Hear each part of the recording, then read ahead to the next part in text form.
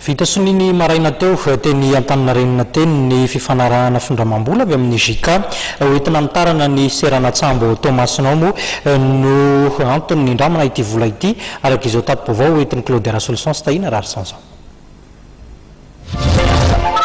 Ny tetina 5,4 miliara yen ny fampitramam-bola avy amin'ny Agence Japonaise de Coopération Internationale na ny JICA ho fanitarana ny Seranatsambo ny Thomasiny. Mitanterahana androany teny Antaninarenina ny fanaova-tsoa teo amin'ny gouvernemanta malagasy tamin'ny alalan'ny ministry ny tedi-bola sy ny fitatanam-bola Jean Véncoutouamany sy ny JICA izay notarihany filohan'hevitra voalohany. Nanantrika izany koa ny télévision izany ny SPAT.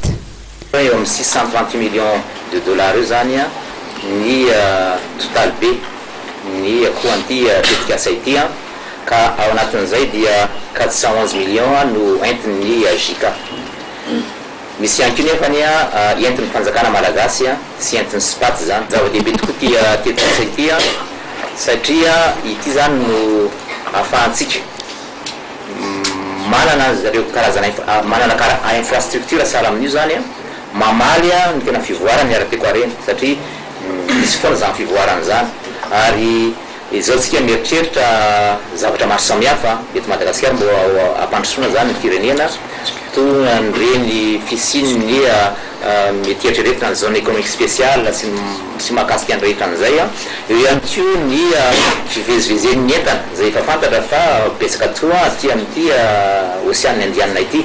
Tsara marina fa fampindramam-bola izy io ary ny SPAT no iantoka ny famerenam-bola amin'ny alalan'izay vola miditra aminy vokatry ny fanitarana ny Seranatsambo ny Thomasina izay. Efapolo taona mamerenana azy 10 ans de différé 0,01% taux d'intérêt an'izany everiko fa tena ataontsika hoe tena tsara dia tsara koa zany condition de financement zany raha oharina amin'ity habeany les projets tena atao ity. Ankoatra ny fanitarana ny Seranatsambo ny Thomasina dia tetika asa lehibe hafa iarahana ny JICA ny tatana na ny projet d'élaboration du schéma directeur pour l'axe économique Antananarivo Thomasina.